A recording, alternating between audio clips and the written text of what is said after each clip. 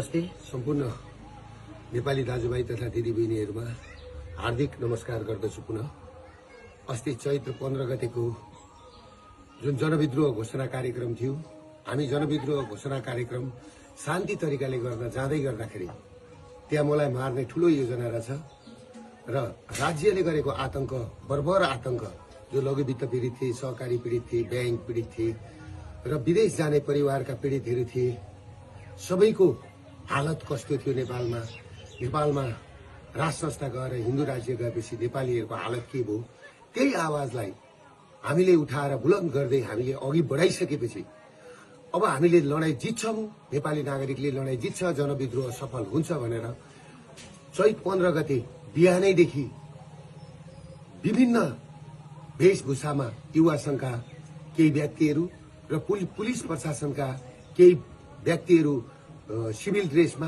हात हतियार सहित गएर अर्काको घरमा चढेर बिहानैदेखि घर कब्जा गरेर जुन घटना पुलिस प्रशासनले घटायो र हामी कार्यक्रम स्थल 1:30 बजे पुग्दै गर्दाखेरि कार्यक्रम स्थल पुग्नुभन्दा 15 मिनेट अगाडि नै हामी जहाँ स्टेज बनायौं, हामीले त्यत्रो खर्च गरेर शान्तिपूर्ण प्रदर्शन गर्ने भनेर हाम्रा पाहुनाहरू हामीलाई स्टेजै पुग्न नदिकिन बाटाबाट गोली हानेर चाहिँ नि लखेट्न थालेपछि, टियर ग्यास हान्न थालेपछि त्यस पछाडि हामी अघि बढ्नु पर्यो।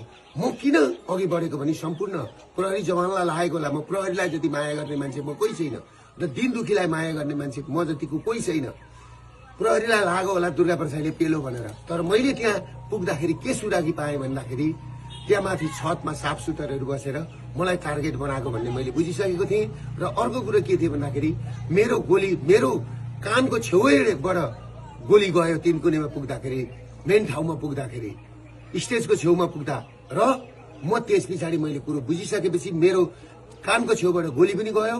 फेरि अर्को कुरा के भन्दाखेरि तपाईहरुको मेरै गाडीमा आएर टियर ग्यास खसिसकेपछि त्यस पछाडि म उत्रेर मेरो ड्राइभरलाई निकालेर म आफै गाडी चलाएर यिनीहरूले मलाई मार्दै रहेछन् र यिनीहरूले मलाई कि त थुन्नु पर्यो, गुन्जालो जो पेरुको गुन्जालो बनाउने, या त बनाएर मलाई कि त थुन्नु पर्यो कि त मार्ने षड्यन्त्र गरेको मैले बुझिसकेपछि मेरो अन्त कहीँ उपाय नभएर म पुलिसको ब्यारिकेड तोडेर सुरक्षित स्तरतिर म पुगेको थिएँ र म पुगेको हुँ र मैले पुलिसलाई चित्त दुखाउने काम मैले गरेका छैन।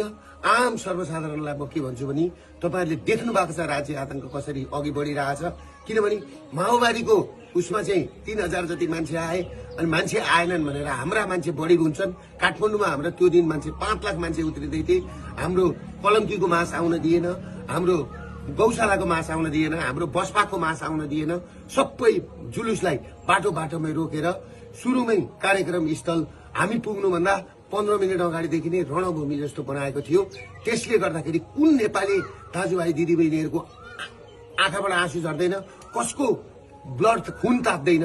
त्यसले गर्दाखेरि म आफू सुरक्षित हुन सुरक्षाकर्मीको घेरा तोडेर भित्र पसेको सुरक्षाकर्मीलाई म के भन्न चाहन्छु भने तपाईहरु प्रति मेरो कुनै लक्षित दुश्मनी होइन, तपाईहरु राज्यको संयन्त्र हो। तपाईहरुलाई पर्न गएको चोटमा म क्षमा चाहन्छु। तर एउटा कुरो के छ भन्दाखेरि दुर्गा प्रसाद तपाईहरुबाट टाढा छैन र केही साथीहरु, केही 12 भाइ मिडियाहरु मेरो पछाडि हात धोएर लागेका छन्।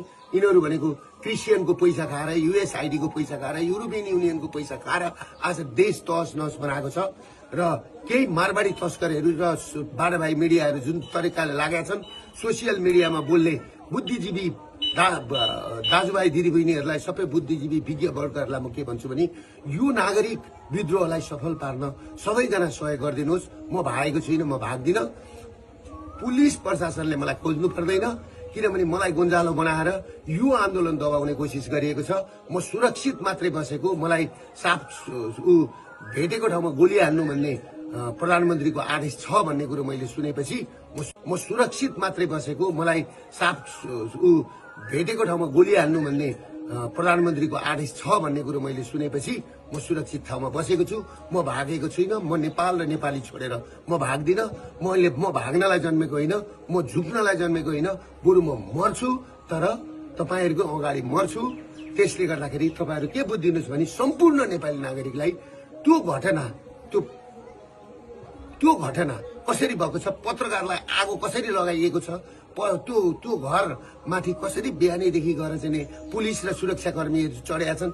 र अर्को कुरो के छ भने हाम्रो अभियानले म फिल्ड कमान्डर, म कमान्डर हुँदै हुँदाखेरि मेरो मुखबाट सुन्नुभयो तपाईँहरूले चाहिँ नि सुनेको छ, फलानुलाई आगो लगा, फलानु घर आगो लगा, गोली हान भनेर। मैले त्यहाँ भनेको छु बरु एयरपोर्ट कब्जा गरौँ, संसद भवन कब्जा गरौँ, मान्छेका घरमा आगो लगाउने तोडफोड गर्ने काम नगर साथीभाइ हो भनेर मैले भनेको छु।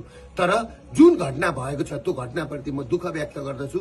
र जुन मान्छेहरू जुन 5 जना मरेको खबर आएको छ, अहिले 2 जना मात्रै देखाएको छ, 1 जना पत्रकार भाइप्रति हार्दिक श्रद्धाञ्जली व्यक्त गर्न चाहन्छु। र अर्को हाम्रो महर्जन भाइप्रति हार्दिक श्रद्धाञ्जली व्यक्त गर्न चाहन्छु।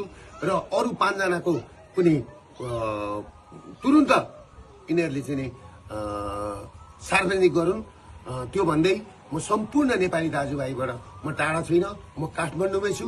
तपाईँहरू पिर नगर्नुहोस्, म काठमाडौँमै कुनै एउटा मन्दिरमा बसेको छु, म सुरक्षित छु।